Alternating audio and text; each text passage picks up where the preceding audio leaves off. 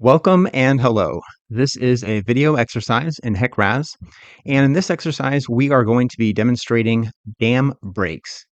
What we're going to do is we're going to create a river reach, a dam, which is an inline structure, and then create a breach, look at some results, and then do it a few more times by changing some input data, and then looking at how those results have changed. All right, so here we go. What I have on the screen here is HEC RAS. I've just opened up the program, so I haven't even created a project yet. We're going to start from scratch, and that begins by going up to the File menu, New Project. All right, so I'm going to go ahead and navigate to the directory I want to save that project in. Then over here in the title, I'm going to go ahead and give my project a name, and then click OK. All right, and then OK. I have the geometric data editor window open down below. You can edit that, open that by going up to Edit Geometric Data. Now what I'm going to do is sketch out my river reach and my dam geometry within the cross sections, add an inline structure, and then we'll move forward with the flow data and simulation data. So we'll start with clicking on this river reach right here. I'm going to keep things real simple and just make a straight line for this particular river reach. So I'm going to, click river reach, single left click to start the river reach, and then drag down. And you can add additional clicks if you want some curvature. I'm not going to do that though. And then a double click at the end of the reach. All right, I'm going to call this river A and reach 1. Next, it's time to add some cross sections. So I'm going to click on the cross section button right here. And then we have the cross section data editor options, add a new cross section. I'm going to start with River Station 0 and click OK. Now it's time to add some station and elevation data as well as some data over here. Now for this particular exercise, I'm going to define the reservoir geometry within the cross sections itself. So it's a little bit more complicated and involved to define these cross sections the way I'm going to be doing this dam break exercise than normal. So bear with me here. I will show you all the final numbers, but let me just go ahead and get my first section here at River Station 0. I've got all the numbers copied and prepared in an Excel file, as you saw there. The first one's going to have an invert of 0. And then let me just type in the downstream distance. I'm going to always keep the Manning's end value the same. And then left over bank here is going to be 300. Right over bank is going to be 500. And then I'll click Apply Data. So this is my downstream most cross section here. The first and last cross section have an extremely high elevation, and I did that just because I don't know how high the water surface is going to get due to the dam break upstream. So it looks a little bit weird, a little bit different than my typical cross sections, but let's just roll with it. All right, time to create the next cross section. I'm going to go Options, Copy Current Cross Section. I'm going to put this at River Station 50,000 and then click OK. So that's about 9 miles upstream. And then what I want to do is go Options, Adjust Elevation, and then I will increase the elevation of all the data points for station and elevation points by 100 feet. Okay, and I'll click Data. Okay, I actually don't need the first and last river station to be at 400, so I'm just going to change that back to 300 and then click Apply Data. All right, this is going to be the river station that's immediately downstream of the inline structure, and that inline structure is going to represent the dam. So what I want to do is create one copy of this river station and just put it again 100 feet upstream with the exact same elevation data. And then that'll be immediately upstream of the inline structure or the dam, which will be our breach location. So I'm going to Options, Copy Current Cross Section. Instead of 50,000, it's going to be 50,100. Okay. And I need to add 100 right here. 100, 100. And then apply data. And actually, I need to add 50,000 to the one just downstream. Yeah, this distance downstream needs to be 50,000 and 50,000 and 50,000. Okay. So far, I've got 3 cross sections. So I'm going to go to Plot Profile. Okay, the scale is kind of hard to tell. There's 1 point way down here, and then there's 2 points way up here. See if I zoom in. Okay, here are the 2 points way up here. So that's good. This is where the dam's going to be. So let me close that. I'm going to go back to my notes here. So I have the inline structure. This cross section is my next one up. It's at 900 feet further upstream, River Station 51,000. So I'm just going to copy those data points. Then go right here, Options, Copy Current Cross Section, 51,000. Okay. This is 900 feet upstream. And then for the elevation coordinates, I'll just go ahead and paste those in and apply data. So 51,000, if I go downstream, the invert's 100, 100 invert, and 0 invert. Okay, I've got more geometric data I'm going to enter. So this is for the dam, and then this is upstream of the dam, and this is my inline structure notes. So it's too much. I don't want to waste time in the video. I'm going to go ahead and enter all this data. Then I'm going to come back and show you what all the cross-section data looks like from this interface right here. So if you're curious to mimic my exact numbers, you can do that. All right, so off camera, I went ahead and added all the cross-section data. So I'm just going to slowly scroll through the cross-sections that I'm using for this exercise to give you an idea of what you may want to use as well if you are going to use cross-sections to define a reservoir or a dam geometry. So this is River Station 0. Here's the station and elevation. Notice that the station starts at 200 and ends at 600. All right, so upstream of that, here's the 50,000. This is going to be just 20 feet downstream of the dam. And then 100 feet upstream of that is the upstream cross section, which will just be 20 feet upstream of the dam or the inline structure. And then we have one more cross section here that's sort of normal. And then the next cross section here, this is at 51,200 feet river station. This is going to be part of the reservoir. So there's a lot more area here and storage. And then 54,000, this is also part of the reservoir. 58,000, this is also part of the reservoir as well, sort of the upstream end with a higher invert. And then we have two cross sections here. This is 60,000 and 65,000, representing the top of the river reach. Okay, so these last two are more of a normal shaped cross section from a river channel. All right, if I go up and click plot profile, you can see the profile here. What I'm going to do is put the dam right here at about 50,000. But we have a river reach, a dam. The inline structure will be right about here. So if I can zoom in, yeah, I'm going to put the inline structure right about here. So it's going to be about 20, yeah, it's going to be 60 feet wide, 20 feet from the upstream cross section and 20 feet from the downstream cross section. Those two cross sections are 100 feet apart. Now you might be wondering about this slope right here. It's actually about 3%, and it should be fully submerged with water anyway. All right, let's go ahead and save the geometry file. So I'll close that file, save geometry data. I'm going to call this geometry file no breach, because what I'm going to do is run a simulation with the dam in place and water flowing over the spillway with no breach. And then I'm going to do the same thing with a breach so that I can easily identify which geometry file has that breach data saved. Okay, let's go ahead and add that inline structure. So click inline structure. I'm going to go ahead and go options, add inline structure. This is going to be at river station 50,080, and then click OK. Next step would be to click the weir and embankment. The distance from the next upstream cross section is going to be 20 feet because there's a cross section at 50,100. The width is going to be 60. That means it'll be 20 feet from the next downstream cross section. And then I'm going to just type in or paste in the station elevation data right here. I'll go with a side slope of 2:1, and then I'll just assume it's broad crested weir and everything else. Okay, so right here is the inline structure. I've got a spillway or a weir at the top. And typically, I would include a culvert or a gate more likely with controls and everything. But since the purpose of this exercise is to create and simulate a dam break, there's really no need to do that. But what I will use this particular geometry file for is to simulate just a normal steady state flow of water flowing through this weir. All right, so we're good there. I think we're done with our geometry file. We will revisit the geometry file when we create the breach. Save geometry data. All right, time to define the flow data and boundary conditions for our river reach. So let's click on Edit, Unsteady Flow Data. For the downstream end, I'm just going to use normal depth and then type in the channel slope. Okay. For the upstream boundary condition, I'm going to define a flow hydrograph. I'm going to just use the table data, enter table, use simulation time. It's going to be a 1 hour time step, and this total duration is going to be for 3 days. So I'll have 72 hours worth of data. Okay, I just copied that onto my clipboard. So what I want to do is now highlight these fields, click Control V, and then zoom up and make sure that that is saved.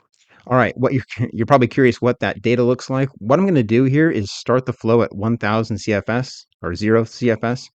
and then it's going to ramp up all the way to 20,000 CFS and then just hold constant at that 20,000 CFS for the remainder of the simulation. I do start the flow at 1000 CFS and not 0 because when I started it at 0 and ran the simulation, I was getting some errors. A minimum of 1000, it ramps up to 20,000 and then stays that way. I'm going to go ahead and save this flow file. So file, save unsteady flow data. I'm going to call this 1K-20K just to represent the range of flow rates, and OK. All right, let's go ahead and run the simulation. I'm going to click on the stick figure running up a hill, and then let's save this plan here as no breach. For the flow data, we're going to use the same flow data for all the different simulations we run in this exercise, but what will change is the geometry file. So file, save plan, no breach, no breach. Okay. I'll run geometry preprocessor, the unsteady flow simulator, and the post processor. I'll just give it a 3-day time window. That'll be the first 3 days of the year 2020. And then let's see, I also want to change the hydrograph output interval. It can't be less than the computed time interval. So that's fine at 1 minute. Let's go ahead and change this to say 15 minutes. And then the detailed output interval, I don't know if I need that, change that. Let's just go with as it is right now. All right, so file, save plan, and then compute. Okay, so I saw error message pop by. River station 5400 to 50,100 has extrapolated above the cross-section table. This happened once before and I wasn't sure how to fix it, but what I ended up doing is going to my HTab parameter here in the geometry file and then just clicking through to make sure that the proper range of vertical discretizations covered the entire range right here vertically. And for some reason, this is only going up to 100 feet, and that might be fine actually because the error message was further up at 5,400. Okay, so there's a problem right there. Yeah, so the water extends here above these lines. So that's a problem. That seems to be a problem. Okay, at the very top, we're fine. So this cross section, this cross section, this cross section, this cross section. For those cross sections, what I'm going to do is just add more points. And at a 1 foot increment, it should just extend upward. So we're at 100 here. Another 100 should be enough. But let's just go another 120, 150. So instead of 100 here, I'll type in 250 and click off, click back on, and we're covered. Okay, I think that should be good. In fact, you know what? Let's just be safe and add 250 to every single one. I know that might be overkill, but I don't want to have to revisit this page and keep fixing this error.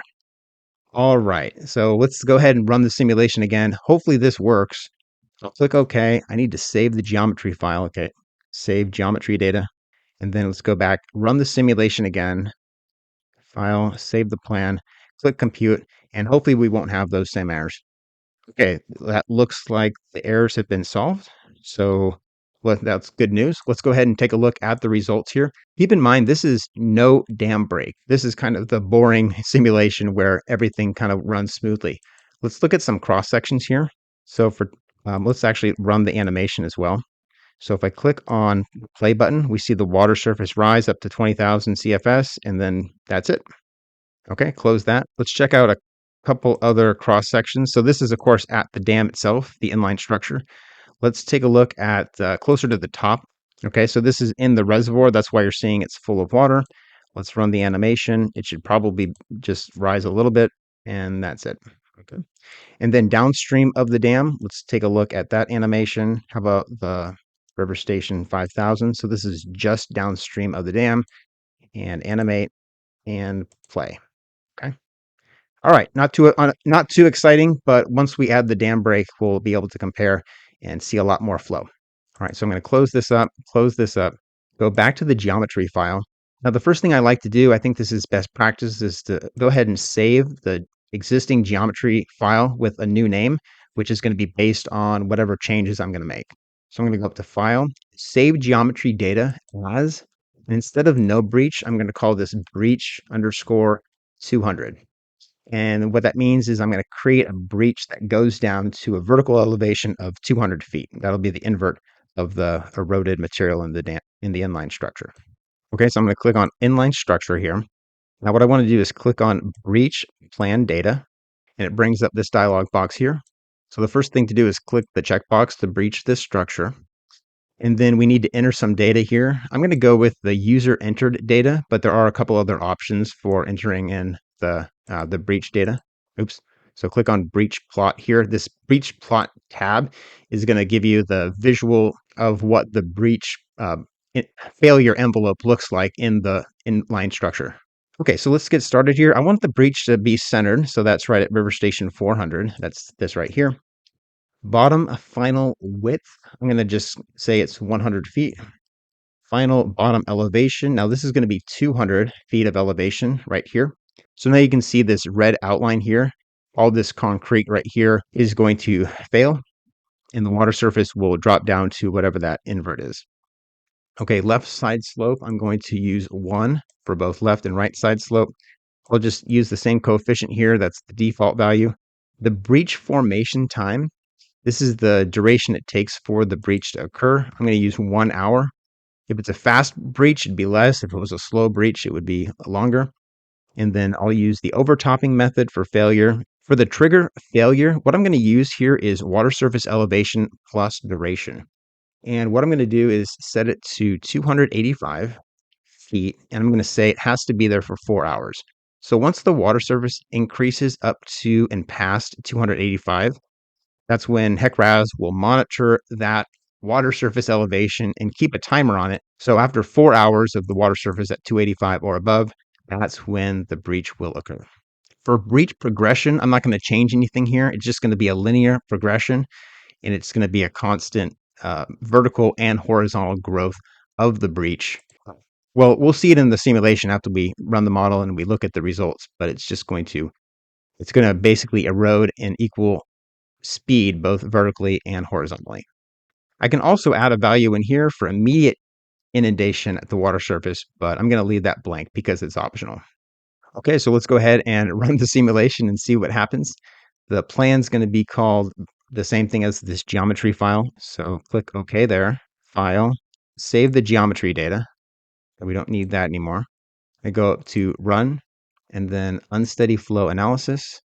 We have Breach 200 as our selected geometry. That's good. So I'm going to click File, Save Plan, Breach 200, and then OK. And then here, Breach 200, OK. Alrighty, let's go ahead and click Compute. Okay, it looks successful here. So I'm going to click Close. Let's look at that dam break information. View, cross-section. Okay, this looks like the final cross-section. So let's go ahead and run the simulation or animate it. So I'm going to click play button, and that was too fast, but it looked like it worked. So let's slow things down here. Yeah, that's like the fastest. Turn that back, move this out of the way, and then click the play button. So the water's rising, and then after 4 hours, yeah, that's almost too fast. Okay, I'm going to change this to 5 minutes and 5 minutes, and then save it, and then run it, and then compute. Okay, so that took a little longer, but not too bad. Let's go ahead and look at the cross section now. Options, animate, and then play. Okay, this might be a little too slow, so let me stop and make it a little faster. Okay, play. Okay, so this is 3 a.m., 4 a.m., 5 a.m., 6 a.m. The dam break occurs maybe early afternoon. That's 10 a.m. The water surface is probably past that 285 foot mark, and there goes the dam. So you can see the erosion taking place, or the break, as well as the water surface dropping. That's exactly what I was looking for. I'm going to close that. Let's go ahead and take a look at a few upstream locations. This is upstream of the dam. I'm going to click on, not pan, but animate. All right, and then play. So the water surface is slowly rising. Okay, in just a couple hours, we should see that water surface drop dramatically, and there it is. It should go down to about 200. Well, it'd be 200 if there was no flow, but keep in mind, there is still a constant 20,000 CFS that's flowing even after the dam break. All right, so let's go ahead and check out what happens downstream now. So this is just downstream of the inline structure, and animate, and then play. I think changing the time increment to 5 minutes for writing out the details of the results was a good move. All right, we should see the water surface go up and then back down. Okay, so I didn't need to make the geometry go up to 300 feet. That was a little bit overcautious of me. but it looked like it did go pretty high, almost 150 feet there. Let's go ahead and look at the view water surface profiles. Okay, this should be pretty good. Let's go animate and then run that. So the invert of 200 is right about here. So we should see the water level drop maybe halfway. Okay, cool. What I'm curious about is what is the flow in the downstream reach here, and also what is the peak elevation? Because that would be interesting for modelers and flood control folks. So let's go ahead and look at some table data now. View profile summary table. All right, so we have the profile loaded. I'm going to go ahead and select all profiles, i.e. all time periods. Click OK. And then I'm going to scroll down to River Station 50,000, which is just downstream of the inline structure. Okay, here we go, 50,000. Here's 0. So let me scroll up to the beginning of the simulation now. Here's the inline structure, and then down below that, we see the time interval starting for the cross section at River Station 50,000, just downstream of the dam. Keep in mind, this is 5-minute increments, so it's going to take some scrolling, but we start at 1,000 CFS, and then that's going to slowly increase. And then as it increases, we have the water surface elevation here, and then here's the velocity. I guess I'm interested in that as well. But this column here for flow and water surface elevation, I'm most interested in. So let's go ahead and scroll down. 6,000, 8,000, there's 10,000. Let me make this column a little bit wider here. I think the dam break took place around 2 p.m. Okay, here it is. So clearly here's the peak in the flow. It looks like the peak flow is about 156,000 CFS. So that's huge if you think about it. Our inflow hydrograph that we set for a boundary condition started at 1,000 CFS and it ramped up to 20,000 CFS. But because of all the water in the dam that was released due to the dam break, we have flows downstream as high as 156,000 CFS in this column here. Okay, that resulted in a water surface elevation of 130 right here. So here I'm looking at these numbers, and that resulted in a velocity of 24 feet per second. And I'm actually curious about changing the time interval to maybe just 1 minute if I wanted to get even more precise data. All right, well, that was actually, I want to look at the hydrograph. I know I'm taking a long time on these results, but this is important. So stage and flow hydrograph, let's go ahead and look at that same river cross section we were just on, and it looks like it's bringing us there already. Here it is, 50,000. So what I want to do is just zoom in on this time period of interest. We have the flow in green, and yeah, it goes up to about 150,000, 155,000, and the stage right there in blue is 133.89 feet. What I want to do now is create another geometry file with the dam break, just like we had the first time, but I want to decrease the invert. I want to make it deeper and then just compare the results. So the first time it was 200. Let's go ahead and change that to, how about 120? So we'll go File, Save Geometry Data As. This is going to be Breach 120. Then I'll click OK, and then Inline Structure, and then click on the Breach Data. And yes, we want to keep this checked on for breach this structure. Now what I want to change is this final bottom elevation. That's going to be 100. And it looks like I need to, I'm sorry, 120. 120. Yeah, I still need to change the side slope a little bit just so like it's not going off the map. I don't know if that's going to be a problem, but I don't want to risk it either. So instead of a 1-to-1 side slope, let's just go maybe 0.8. Okay, 0.8 works. All right, I think that's the only change we have to make. I'll save the new plan as breach 120 and then go from there. So File, Save Geometry Data. Okay, I don't need that anymore. Let's go Run, Unsteady Flow Analysis, File, Save Plan. Now I'm going to call this breach 120 and then click OK. And then same for the short ID. And everything else here looks good, so I'll click Compute. Okay, so that looks successful. I'm going to click Close now. I'm going to look at some of the same results we did the first time, but maybe not so in depth. So cross section. Okay, that looks interesting. Let's change this to, yeah, this is what I want. This is the dam or the inline structure, and let's animate that dam break. So I'll click on the play button here. Water surface is slowly increasing. This is 8 hours into the simulation, 10 hours into the simulation, 12 hours. So it's about to break and it's going to come much further down. Yeah, so much more water was released that time. And this right here is the constant 20,000 CFS that continues to flow. All right, fantastic. Let's go ahead and look at one downstream river station. How about the one that's immediately downstream of the river reach? So options, animate, and play.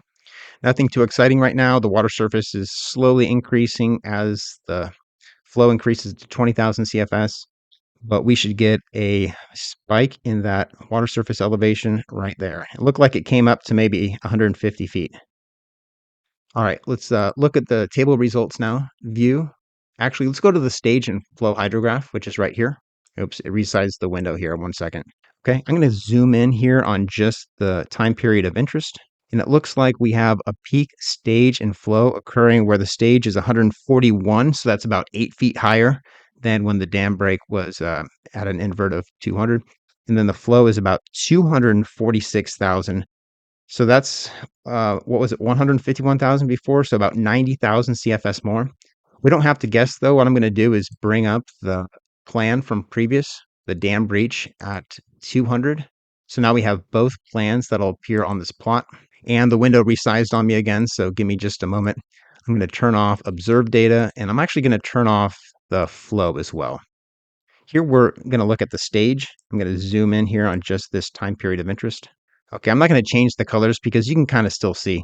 The stage here at a 200 invert break was about 133, and then when the dam broke and the bottom elevation was lower, you'd expect higher flows and higher stages, and indeed the stage tops out at about 141, 142. Okay, let's go ahead and compare the flows for those two different cases. So here's the flows. Let me go ahead and zoom in on this area of interest, and then maybe one more time. All right. So the peak flow the first time with a 200-foot invert is 155,000 CFS. And the second time with a lower invert shows to be 246,000 CFS. Of course, these are just approximate numbers because I'm looking at a plot. We can open up the table and get the actual numbers. But anyway, too many things to look at and compare. One other thing I would be interested in doing if this lesson wasn't going long enough is to click on breach and then to modify the breach progression. So I could use the sine wave, for instance, meaning that the breach happens slow at the beginning, fast in the middle, and slow at the end. So there's just tons of different options for things we could be changing and analyzing, but I'm going to stop things right there. That was it for this exercise. We created a inline structure to represent a dam. We ran the simulation, and then we ran it again with an invert at 200 and a dam break invert at 120. And then we ran the simulations and looked at the results using HEC RAS.